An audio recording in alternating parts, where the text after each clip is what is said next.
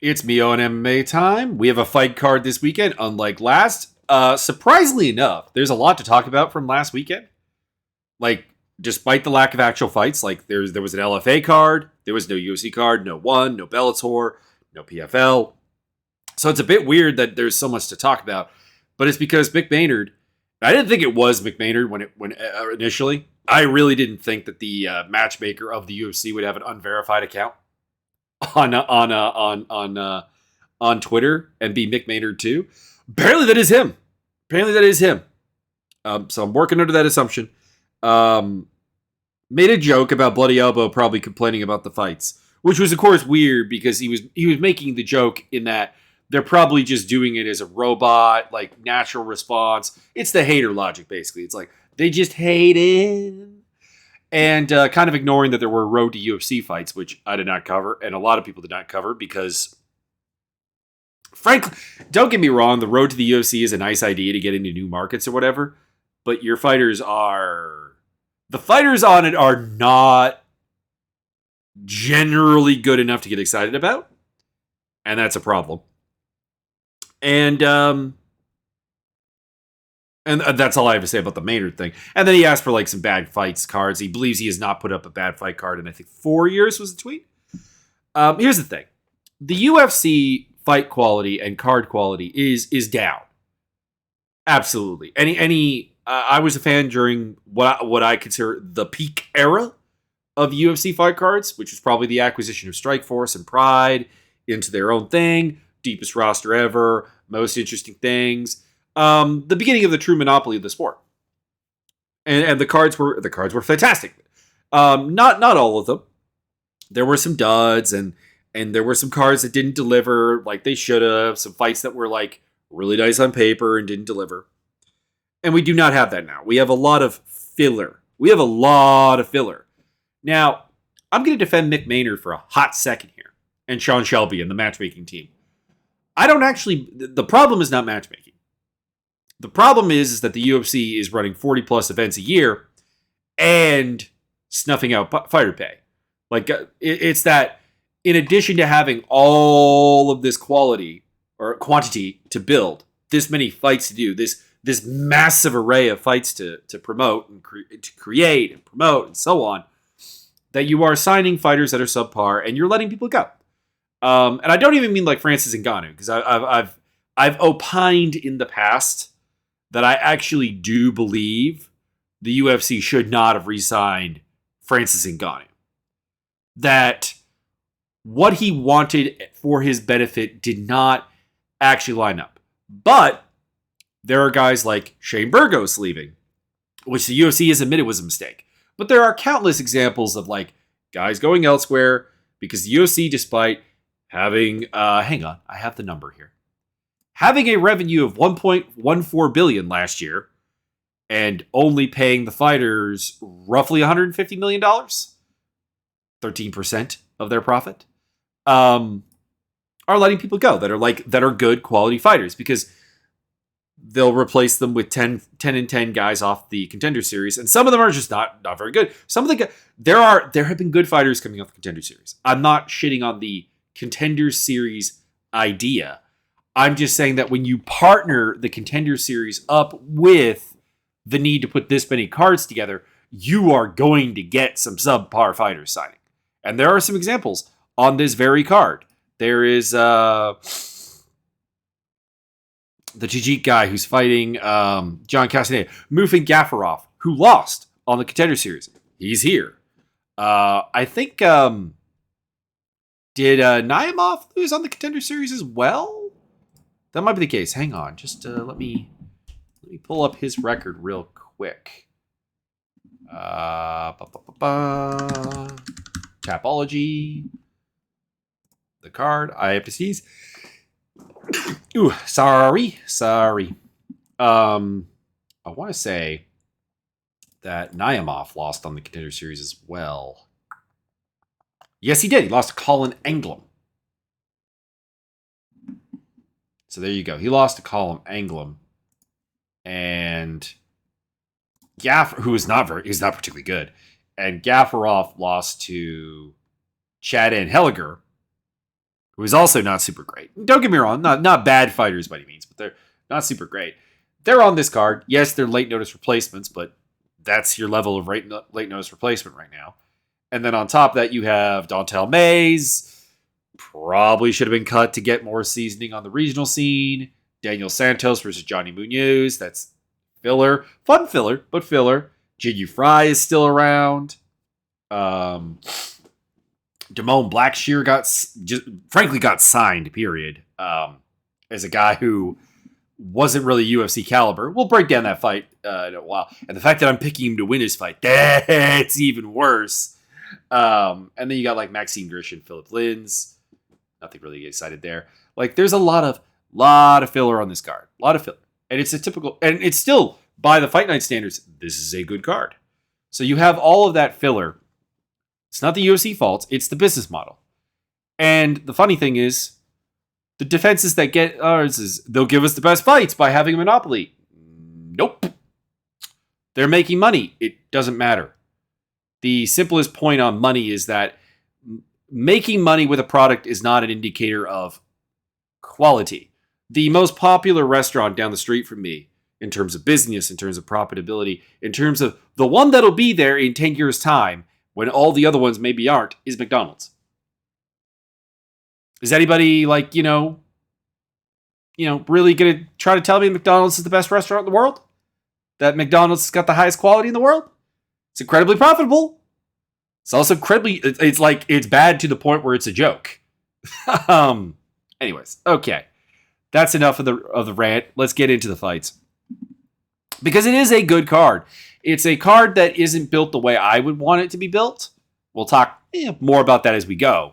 But it's got interesting fights throughout the card until we get to, say, maybe the first five fights might be problematic. But everything after that is got some fun stuff. Kai Kara-France versus Amir Albazi. So, Amir Albazi has not tasted defeat in the UFC. He has tasted defeat once in his career, but it was to Jose Torres in Brave CF way back in 2019, so 4 years ago. His UFC run has been very impressive. He came in and beat Malcolm Gordon, which is cool. Came in and beat Zhalgas Zhumagulov, beat Francisco Figueiredo, and beat Alessandro Costa. He's also been very cursed. Like he's had fights fall apart against let's see here. Holly and Paiva when Paiva withdrew. A fight with Zhumagulov had fallen apart previously. I don't know what the story with that one is. It's not listed here. Was supposed to fight Ode Osborne. Pulled out of that one. Was supposed to fight Tim Elliott. Tim Elliott withdrew. Was supposed to fight Alex Perez. And, well, that went about as good as all Alex Perez fights go. And Brandon Royval pulled out of a fight with him. So, the most ducked man in the division. I am uncertain if I like Albazi's style. What I mean by that is I enjoy the fact that he will do power grappling things that you do not see at 125 much. It's fun. It leads to some interesting submissions. But how replicatable is that at a high level, which Kai Kara-France does represent? He's got all the physical tools. He's fast enough. He's strong enough. He's explosive enough. Seems to take damage pretty well. Good chin.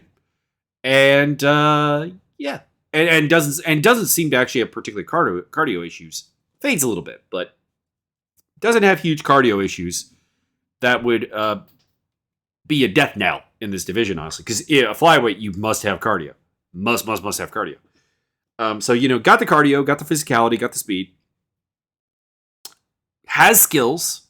He can strike, he can grapple. He wrestles quite well. But there doesn't seem to be a great flow between everything. It doesn't seem connected. When he's striking, it doesn't seem like it leads to the grappling all that well. When he's grappling, he's out of position, or trying to enter grappling, he's out of position to strike particularly well. It's just kind of janky, clunky. Maybe it just needs time. Maybe. But I tend to think that the problem is he's had so much success that it's just kind of ingrained in him some bad habits. And Kai Kara-France is kind of the opposite. He's the guy without the shiny record. He's got a bunch of losses. I think he has like 10 losses in his career, which is a fair bit. He's lost 24-10. But then you look at it, it's Brandon Moreno, Brandon Royval, Tatsumita Wada, not bad.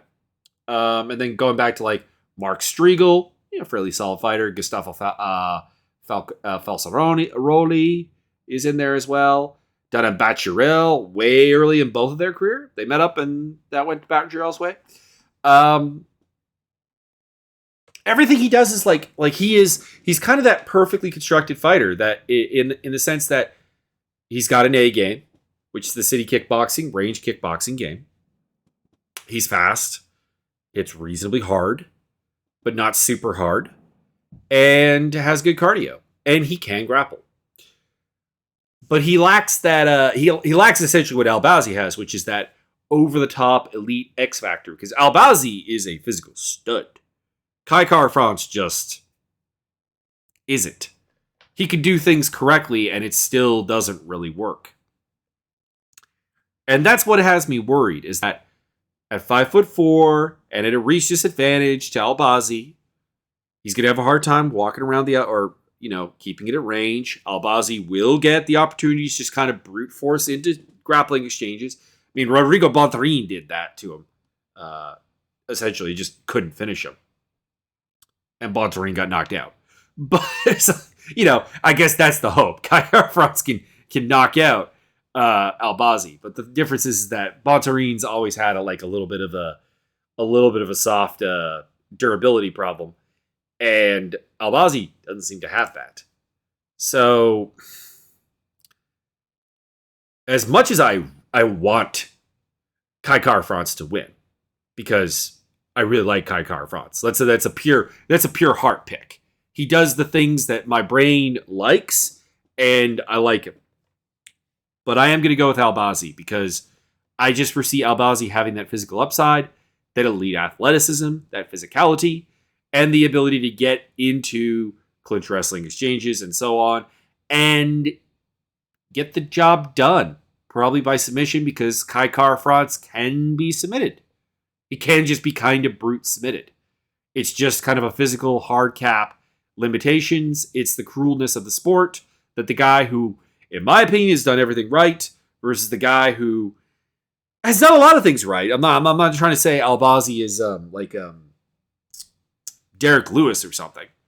But Albazi is a guy who is less refined, less flow, a little bit worse form, more janky, more clunky and everything, but just athleticism, that cheat code athleticism will come into play.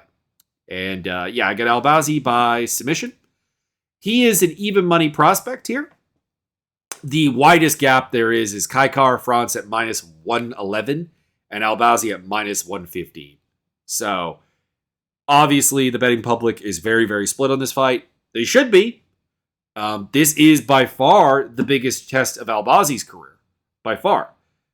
But it also feels like the kind of test that Kai Kara-France has lost in the past. So, I'm going to go with Albazi. But I'm looking forward to that. That is a solid main event level fight with title implications for a division that needs more spotlight. Good job. But the next three fights, honestly, kind of all are a little bit disappointing here because, so you've got Alex Caceres, Daniel Pineda. I like both of these fighters. I do. Caceres is 3 inches taller, 3.5 inches in reach. They're fun fighters to watch. This fight is probably going to be fun, but this fight probably isn't going to tell us anything because this is the problem: is that you're not building a star here. Someone was saying that this whole structure is meant to help them, give them more time to build stars. Then why are we getting Alex Caceres in his 30s versus Daniel Pineda in his 30s, two terminally flawed fighters that are not going to fix their flaws, fighting in a co-main event? You got the big fight with Albazi, stick something where you can build a star because it's just not going to. They're a little bit too old. There was a time when both of these guys could have been big things that, where it's Alex Scaris doesn't have a great record, and Daniel Pineda doesn't have a great record, but they have the prerequisite physicality. They have interesting skill sets. If they got with like proper coaching and really hammered down brass tacks and got things going, they could be quite good. And the problem is that they both have found proper coaching and are still kind of just really weird, not complete fighters. Pineda is a super, super aggressive sub-hunting grappler. It's fun. It's exciting. He's powerful. He's strong. But he burns out his gas tank and he fades badly in fights. Caceres is the guy who refuses to kind of like fight smart. Refuses to kind of implement his game. He's been doing better about this lately, where like he's no longer being like, hey, Kron Gracie, let's grapple. But like his hallmark was always like he was going to have the fight that you wanted to have with him, despite the fact that he had the physicality and the skill set to completely pants you in another area. And he was not going to enforce that fight upon you. I assume that in a nutshell, Caceres can avoid getting destroyed in the first round and a half by Pineda, and probably picks up a late stoppage, either a TKO or a submission later on, when Pineda's gas tank has, been poured all over himself and the match has been lit and he's on fire, essentially. And would Pineda winning stun me? No, but it's not going to be, it's not, like this is the thing, is that either of these guys win, I don't think they really go anywhere. They just kind of remain this kind of gatekeeper to semi-relevance and low rankings. And there is 100% a place for both of those guys doing that. I just don't get why they're fighting each other. It's fun, though. It's fun. But for a co-main event, this is kind of not what you need on this card. That's my opinion. If you're like, this is the best fight on the card, I don't necessarily know if I disagree with you. and that's your business. Enjoy as you will. Caceres is a minus 170 to minus 192 favorite. Pineda is plus 140 to plus 150. That feels about right. And then we kind of have the same thing here. Now, I want to be clear here. This was supposed to be Jim Miller versus Matheus Mendonça, I believe. This was Mendonca's fight, right? So many fights fell apart on this card, and it's still quite good, actually. That's impressive. This was Mendonça versus Jim Miller. No, this was Ludwig Klein. Mendonça was fighting John Castan. What am I doing here? That's a bantamweight. Ludwig Klein. And that had something to it. Ludwig Klein is a fighter who seems to be getting better, I guess, but I don't know. The Jai Herbert fight soured me on him, and Mason Jones just hasn't looked very good. So, I don't know. It was a fight that I wasn't super big on, and it's fallen apart. It's a fight that I'm less big on, because Jim Miller is a test that we have seen Jared Gordon fight a number of times. Jared Gordon is a test that we've seen Jim Miller fight a lot of times. We're not learning anything. They're two older fighters. Miller is the second oldest fighter on this card, and only because Andrei Arlovsky's on the card. And Gordon is 34. So, like, it's another one of those cases where, like, these are two guys that kind of guard the gates to, like, moving up the ladder. Why are they fighting each other? And it's not a super interesting matchup. Also, I was going to pick Jared Gordon. I was going to say Jim Miller's going to go out there. He's going to be aggressive. He's going to be a power striking, power grappling kind of guy. He's going to be doing what he's going to do, and then he's going to fade. Because, one, what he does is very energy intense. Two, he's just getting old. He's going to fade, and Gordon's going to take over and pick up a decision or get a late TKO stoppage or something. Then I made the mistake of reading a Gordon interview where he's like, I was 193 pounds when they phoned me 17 days ago to take this fight, and I also had a concussion. I'm not taking that. I'm not taking that. The fight shouldn't be happening. I don't know how to say this in any clearer terms. I'm going to say Miller overwhelms him and picks up a sub or a TKO, because Miller can still do that. And that's a hell of a weight cut. That's 38 pounds, guys, in 17 days. Gordon is the favorite at minus 175 to minus 200. Miller is a very worthwhile underdog at plus 140 to plus 158. Again, it's a matchup that I think Gordon absolutely can win. Absolutely can. But my God, that is asking a lot. Tim Elliott, Victor Altamirano. This is another change-up fight. Elliott was going to be fighting... I should just keep the list up here, shouldn't I? He's going to be fighting Alan Nascimento, and that was a fun fight. And now he's fighting Victor Altamirano, and that's not as fun of a fight. The X factor here is obviously that Tim Elliott is coming through an incredibly turbulent part of his life. His marriage has fallen apart.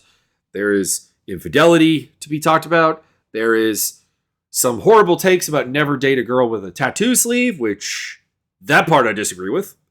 Fans are weird. Guys, a girl with no tattoos will cheat on you. A girl with tattoos will cheat on you. It's not the tattoos, it's picking the right girl. There you go. Anyways, that's the big problem, is that Elliott is old and he's going through this drama. I'm still going to pick him because I don't know what an Altamirano win looks like. Altamirano is kind of low physicality, kind of hustle guy. But like the problem is I don't really think that like a hustle guy fight style really works at flyweight against anyone that really should be in the UFC, because they all have good cardio and they all kind of push their own pace. So Altamirano doesn't have an A+ skill set anywhere. He's an okay striker. He's an okay grappler. He's an okay wrestler.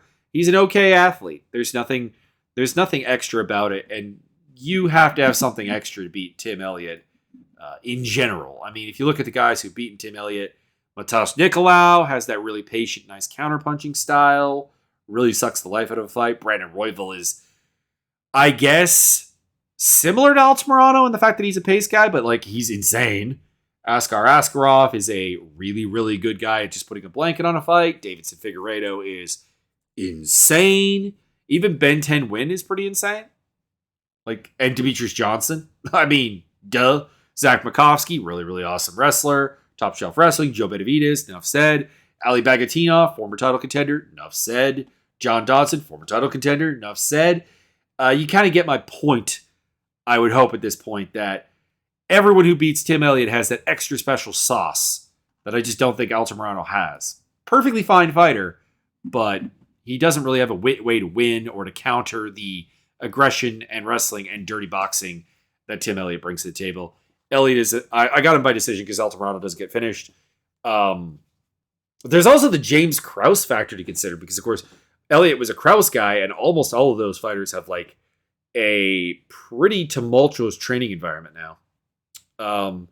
Elliott's a minus 170 to minus 196 favorite. Altamirano's plus 140 to plus 152. Makes sense. Very close. Pretty much a very similar line to the Gordon versus Miller fight. And I think Miller's a way better matchup. Karine Silva versus Ketlin Souza.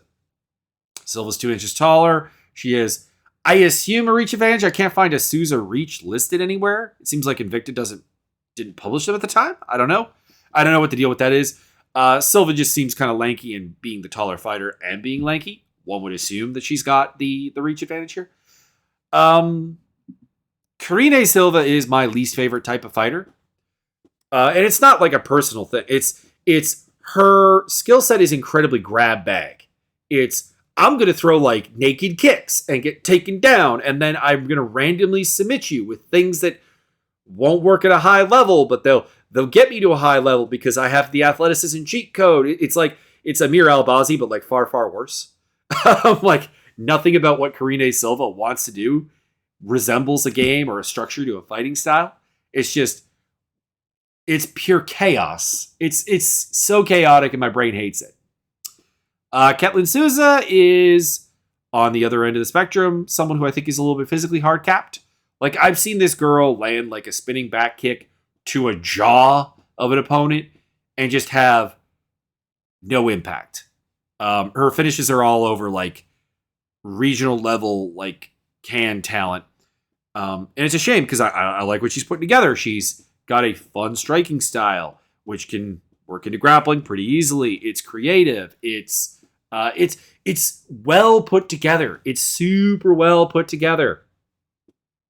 And I like her a lot more. But I do think she's hard capped. But at the same time, I do think she's going to win.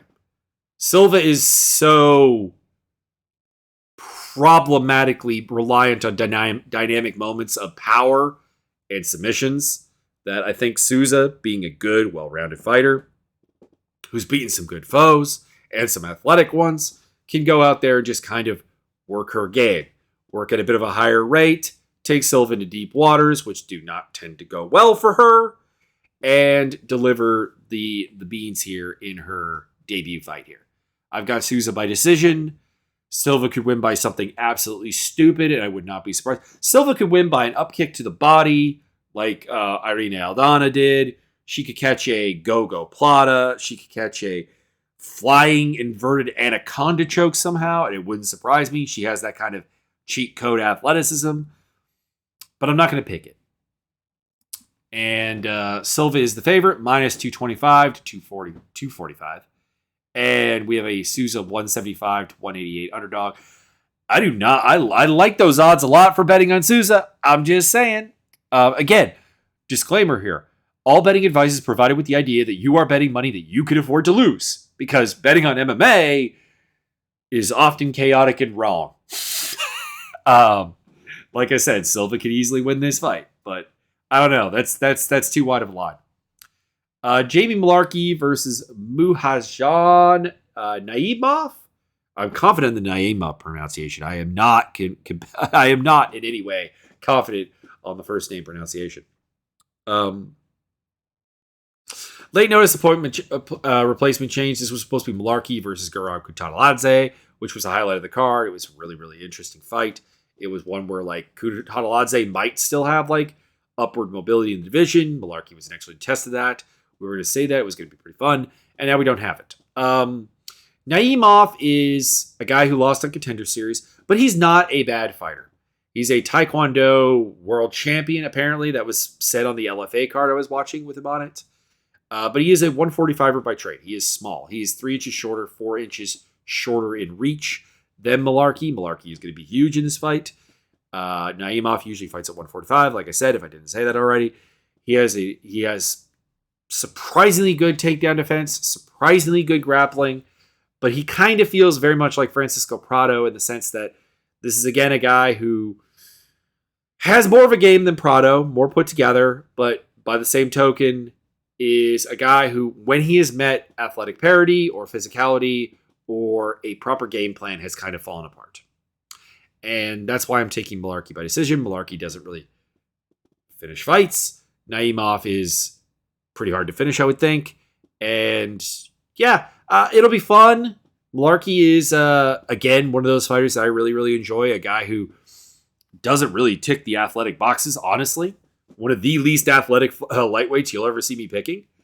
But he's just hard-nosed. He's got a good game plan usually. He breaks things down. Even on short notice, he seemed to understand what Prado wanted to do. I have faith that he'll know that about Naimov and get the job done. But if Naimov puts up a really good fight, I'm not going to be surprised. He is actually legitimately interesting. Although he looks way older than he claims to be. Let's put it this way. On the LFA card I was watching his fight with Andreas Peltz, which I think was an LFA. Might have been CFFC, whatever. One of the big American promotionals.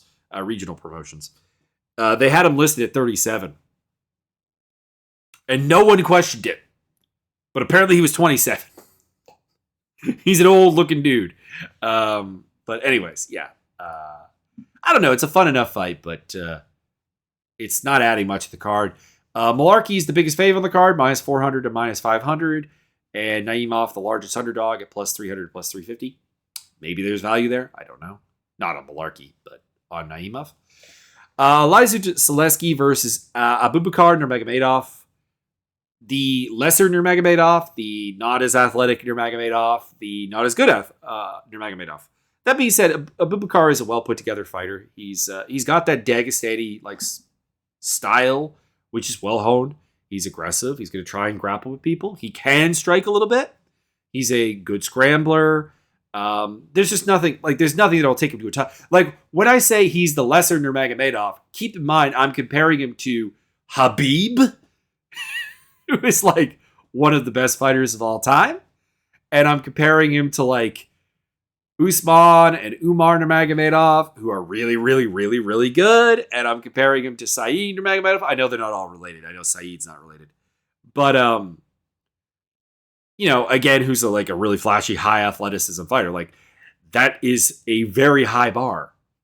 And Zaleski, I don't know. Every fight Zaleski has, I'm a little bit worried. Like, he's an exciting action fighter. He's cool. He's fun. He's a better grappler than you'd ever expect. He's a better wrestler than you'd ever expect. But, something I found interesting is that he's never really fought a persistent grappling wrestling threat. Interestingly enough, I don't know if the UFC's and matchmakers have intentionally avoided this, but, look at his UFC career here for, a hot second. Nicholas Dalby, more of a kickboxer than anything else. Omari Akhmedov, I guess, a persistent wrestling threat, but one that gassed out whenever he was trying to make 170. Keep in mind, Omari Akhmedov is at 205 now. And that fight was at welterweight. That's insane. Keita Nakamura is a persistent grappling threat, but he's also just really unphysical. And then you have Lehman Good, kickboxer. Max Griffin, kickboxer. Sean Strickland, more of a volume boxer than anything else. Luigi Vendramini, I don't even really know what to call Vendramini. By the way, how is that for a change? You go from fighting Sean Strickland being booked to fight Bilal Muhammad. Muhammad pulls out and you get Luigi Vendramini. Curtis Millender, very much a kickboxer. Jian Lang, The Leech. Kuchenko, very much a kickboxer. Benoit Saint-Denis, a really small guy. Salikov, very much a kickboxer. So it's kind of ironic. For all the footage I have to work with on Zaleski, he's actually never really fought this type of fight. I am taking Nurmagomedov to just kind of break him down, be good enough, be competitive enough on the feet that it's not a problem, get to clinch positions, bring that Dagestani wrestling to the table, get the job done. We'll find out. They're about even money, and that makes sense. Nurmagomedov, I guess, is technically the favorite because his odds get as high as minus 116 or 118, and Zaleski's get to minus 113. But yeah, even money. John Castaneda against Muin Gafarov. Another short notice replacement here. This was supposed to be Castaneda versus Mendonca. I was looking forward to that because I think Mendonca is actually quite good. And I thought Castaneda was an excellent test for him. He's an excellent test, I guess, for Gafarov as well. Gafarov is not Dagestani. He's, what is he? Of course, I closed the page. He's a Sambo fighter. He's Tajikistan. Tajikistan's Sambo fighter. He's what you expect, I guess, but with a little extra flash. He likes to throw spinning shit and creative stuff, and he gets a lot of knockouts and he gets some submissions. But every time he stepped up in competition, he has lost. He lost, for example, on the Contender Series to Chad Anhilger. He lost in one to John Lineker. He lost in one to Kevin Bellingen. He lost in one to Reese McLaren. These are the notable opponents on his record, and his biggest win is Herbert Souza, I guess. Souza? You know what? I'll say Leandro Issa, actually. Worst record, 10-6 record, but Issa's a good fighter. You have to take Castaneda, don't you? Castaneda tends to be well prepared for people, and he's a good counter fighter. Gafarov has defensive liabilities, and he also tends to fade in fights. I think his body is very, very open to body work. Castaneda does that. I have Castaneda by decision. My lone problem with Gafarov really long term is that he's 20-plus fights into his career and still feels incredibly raw. It does concern me. Castaneda is only a minus 110 to minus 138 favorite. I'll be betting on that. And plus 100 to plus 110 on Gafarov. That's a lot of respect for a short notice replacement fighter. Andrei Arlovski versus Dontel Mays. We are in the point of the card where I say throw it in the fire and let it burn. Mays should win. He's 13 years younger, 3 inches taller, 4 inches longer. It's 2023. I shouldn't be picking Andrei Arlovski anymore. He's slowing down. He's gassing easier. He's never been super durable. why am I still going to pick him? I don't know. Mays is just so unstructured and bad. That fight with Augusto Sakai was so bad. So bad. Arlovsky by decision, but oh my God, please, Dontel Mays, please. There's promise in you. You're only 31 years old. That's a baby by heavyweight standards. You are actually a good athlete. Please just put it together. Arlovsky by decision. He's a plus 100, plus 118 underdog. Mays is a minus 125 to minus 148 favorite. I don't know if I can even object to that with 13-year age gap and the physicality difference here, but I don't know, man. I don't know. Mays is not beating anyone nearly as good as Arlovsky. And the problem is he's lost to so much worse than Arlovsky too. Like, he lost to Sakai. He lost to Hamdi Abdel Wahad, who, you know, what is like a decent prospect. Like, he's a good wrestler and everything. And like, I legitimately hope that he gets some things done. What was the no contest on that? Actually? What was the deal there? Abdel Wahad had his win taken away.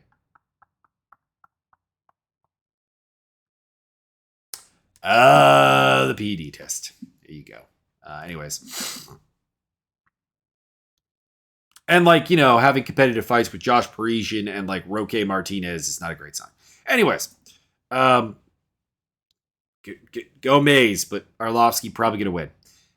Daniel Santos, Johnny Muniz Jr., two guys who I just find are really hard cap for like opposite reasons. Santos has all the athletic ability to be a contender at bantamweight. None of the structure. He's a mess. He likes to throw stupid stuff. He did beat John Castaneda. So, you know, there is that. Which, by the way, what's the deal with Daniel Santos being below John Castaneda on the card? I already broke down this fight because it was supposed to take place at UFC 288, and Santos pulled out with an injury. I picked Santos then. I don't see why him pulling out with injury and then getting rebooked in the same fight shortly after really should change my mind. I'm still going with Munoz. Munoz, I don't think really has the athletic ability to really do things, and he's got a very bare bones game. But hey, it works. And I just don't think Santos is... not that Santos can't be good. I just don't think he is good. Munoz is the dog, 165 to 180. And you get 200 to 230 as a favorite on Santos. That's a lot of faith. It's a lot of faith in Santos. Jinyu Fry, Elise Reed. Reed is going to win by decision because Frey doesn't fight. There you go. Frey is... I have been waiting for Jinyu Fry to turn the corner at some point, at any point, and it's not happening. And she's 38 years old. There's a lack of volume, urgency, adaptability. There's a lot of technical ability. There's a lot of physical ability. She really should just be able to go out there and like smash Reed into the cage and grapple her up and do her thing. But Jinyu Fry's UFC run has been incredibly disappointing. It's kind of like the Dontel Mays thing. Like, there is no reason this should be the case, but you have lost to so many people. She just shouldn't be losing to. Like she can do exactly what Sam Hughes did to Elise Reed. Damn it. Anyways, Reed decision. She is. Please tell me she's the favorite. Yes, Reed is the favorite. Minus 135 to minus 138. Fry is the dog at 106 to 115. There you go. Luan Lacerda versus Damone Blackshear. This is another fight that probably will be fun. Like, honestly, like, these are both guys who scramble a lot and fight at a high pace and never really stop, and both really lack structure. Blackshear's problem is that he's remarkably bad at defensive wrestling. For a guy who seems to be a wrestler, I can't find any documentation of that, but like, he's an athletic guy who carries himself like he's a wrestler. He's got explosive striking, but it's kind of divorced from his striking game and leaves him very open to takedowns. Lacerda is a sub-hunter guy who is, you know what? He did surprisingly well against Cody Stamann. I really thought Stamann would kind of just like face roll him. And that didn't happen. Also, to be clear, that was the beginning of Cody Stamon's like corner being problematic. I have no idea what's going on there because he trains with a good gym. It's like you train with a good gym, but your corner advice is just terrible for like if you're winning fights. And I don't know what to make of it. But yeah, Lacerda doesn't have amazing grappling or amazing top control of his own. He gives up top position. Blackshear scrambles really well. I can see Blackshear getting on top position a lot and getting the job done. But I mean, it could go either way. Lacerda by submission or by decision is on the table. Blackshear by decisions on the table. I'm going with Blackshear. He's the underdog, 110 to 125. And Lacerda is minus 137 to minus 158. I would not bet on it. I'm picking the underdog, but I would not bet on it. I don't feel good about Blackshear at all. And then we have Maxine Grishin versus Felipe Lins. You remember how I was talking about earlier on how Miller versus Gordon's a perfectly fine fight, but it doesn't do anything? And Pineda versus Caceres is a perfectly fine fight, but it doesn't do anything? This is the exact same mold right here because you have two guys who, they are what they are. They're towards the end of their careers. They're solidly durable. They're well-rounded. They have veteran depth and grit and determination. And they're an excellent testing sound for younger fighters to face off against and be like, all right, here's a guy who's not going to go away just because you hit them really hard. You're going to have to hit them really, really, really freaking hard. You're going to have to TNT them. What do you do? And I don't know why they're fighting each other. I really don't. I'm going with Felipe Lins. Maxine Grishin is a guy who I feel like has to out-veteran people to win fights. And Lins is just veteran enough not to let that happen. He's a deceptively good striker, has some good counter timing, is a good wrestler and grappler top control wise, so Grishin shouldn't have an edge there. Grishin's an odd kickboxer, but effective. He's an odd wrestler, but effective. I just don't think any of his like jank and veteran weirdness that tends to throw people off is going to throw off Lins. So I'm going with Lins. I think he's the younger of the two. Is he? Yeah. Mind you, he's 37 years old and Grishin's 39. So like that's kind of my point is if this is a retirement fight, cool, awesome. Like this would legitimately be like a great retirement fight for them, but like they're both coming off wins and I haven't heard them talking about retirement. So and they're not old man sap. Like they still can seemingly fight. So I don't like the fight. It might be fun. It might be terrible. And that's the other thing is at least with like Gordon and Miller, we're guaranteed to have like a fun first round. And at least with Caceres and Pineda, we're guaranteed to more or less have a fun fight. This one doesn't even have that. This one's just two veteran old dudes who might have some fun, but also might be the worst fight on the card. And it's a card with Jinyu Fry on it. And Andrei Arlovsky on it. And Dontel Mays on it. Like, what are we doing here? The bottom of this card is just kind of trash. But at least it has name value, I guess. At least there's no one on this card that I like instantly look at and I go, not UFC caliber. There are some people who aren't anymore. And there's Jinyu Fry, who probably should be, but isn't. But yeah, the worst fighter on this card, the one that I have like the least hope developing into, I guess, anything is like Daniel Santos. And it's because he's just structureless. So I guess there you go. And he's in a weight class where just being a good athlete is not really worth that much. Anyways, yeah, Lins by decision. Grishenko's the favorite. Minus 130 to minus 146. Lins is a plus 107 to plus 114 underdog. I'll probably put a little bit of money on that too. Again, on the betting. Please bet responsibly. Please, for the love of God, do not bet your house on any advice I give. Because you shouldn't be doing that on anyone's advice in MMA. Anyways. If you look below, there's going to be some links. Please check out the Discord. There's a fight simulator there that is really cool. We're going to do Bloody Mania this month, which is a Costa Rica death match, Mortal Kombat meets MMA style thing, Enter the Dragon style combat, Kumite type of deal. And I think it's going to be really, really, really, really, really fun. And I think if you've enjoyed this podcast and you're still listening to it, you would enjoy it as well. So have a good day. Enjoy the fights. And always remember, money does not equal quality.